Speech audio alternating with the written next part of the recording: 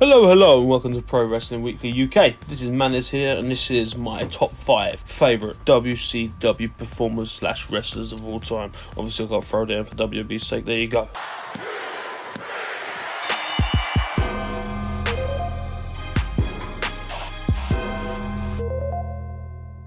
Let's go. Let's just do a quick one. Let's go for number 5, DDP. So DDP had a long career, but obviously he was never appreciated until later on in the career in WCW. DDP is a multi-time world champion now. He was the first guy to be put over by the NWO, and they never did it for anybody else. They just respected him that much. Obviously, DDP's got a long history with Kevin Nash, obviously with the Vinny Vegas gimmick.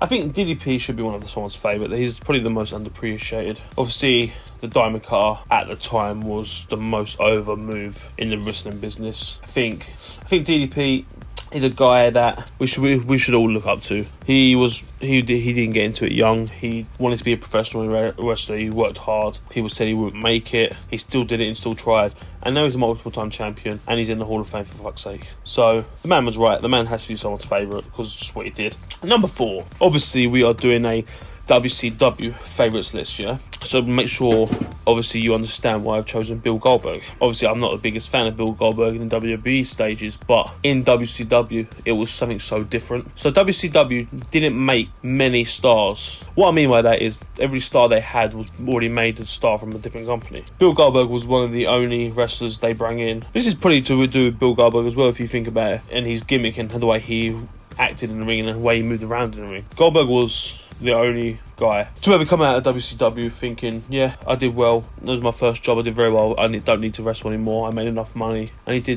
did his job right. Goldberg, obviously, the undefeated streak was a bit over exaggerated. I don't think it was possible to have that many matches undefeated. Obviously, the payoff for him winning the US title was awesome, and then he won the world title at the same time, at the same time as being United States champion, was sick. The way the end of the streak came was a bit ridiculous, obviously, but it was one of my favourite guys that did it, Scott Hall. But yeah, so they was trying to build Goldberg as that and indestructible, as no one could beat him in the ring, and they had to like laser taser that to get him over. But he had a great run. He was great to watch. I think that's the main important thing. You wanted to see what Goldberg was doing the next week, and that's why he's in the top 5 for me. So the next one is, so this is a bit sketchy as a shout.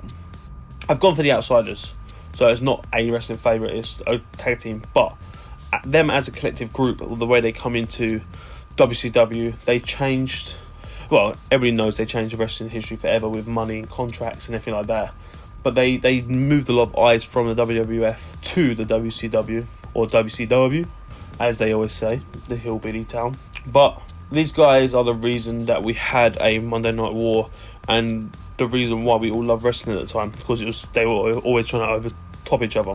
And these guys are probably the reason we have the attitude of The Rock, the attitude of Stone Cold, the way Triple H went. This is all probably, it's crazy to say this, how everything comes down to these two guys, but what they did was so unprecedented, it changed a lot in the wrestling anyway. And guys like Stone Cold, they had to be more aggressive, they had to show what they could do and how to get over. So for me, the Outsiders on this list, for one, I love Scott Hall. 2, they changed the wrestling history forever, and it added a lot new. I think they're responsible for, this is what's crazy, I think they're responsible for the reason WWE won the Monday Night Wars, by making WWE invest in characters like Stone Cold, The Rock, to beat them. So they're the reason we have these great wrestlers now, I think. So the Outsiders, Scott Hall and Kevin Nash, are easily on this list because of what they've done for the wrestling business. Next up, we have the old and faithful Stinger. Obviously Stinger, so we went for the Goldberg where WCW didn't make anybody.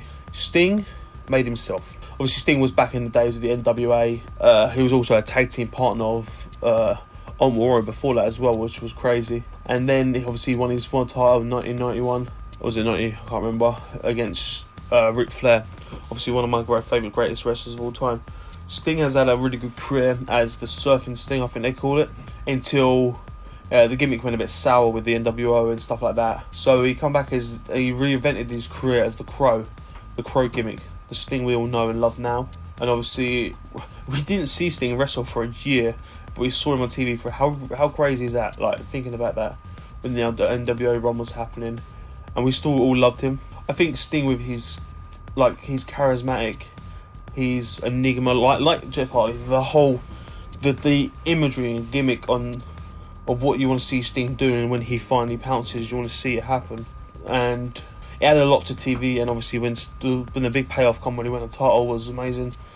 And obviously Sting, for me, obviously we're not talking about other companies, but when he went to TNA, he made TNA like at that time, and obviously other wrestlers helped out after, but he made that relevant. So Sting, as they say, is a wrestling icon. He has to be on this list as one of the greatest WCW wrestlers of all time.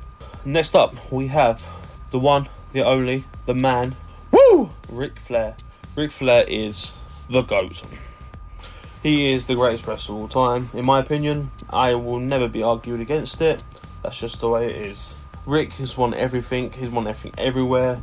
Rick carried companies on his back. He made territories want him. He beat everybody. Ric Flair is the man. Always will be, always has been. Like he says, if you want to be the man, you got to beat the man, yeah? No one can be the man because they can't beat the man. Ric Flair is my favourite WCW wrestler of all time, no doubt. My favourite wrestler in general, no doubt. He has won everything. He made wrestling factions relevant again, with the Horsemen, and then obviously with the later on in career with in WWE, TNA. Obviously, it didn't work great in TNA the way it should have, but it was a bit after.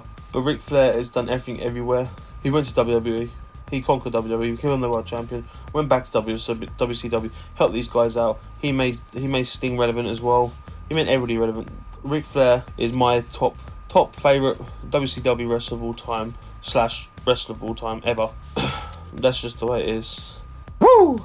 This was Manners at Pro Wrestling Weekly UK, giving you my top 5 favourite WCW wrestlers of all time.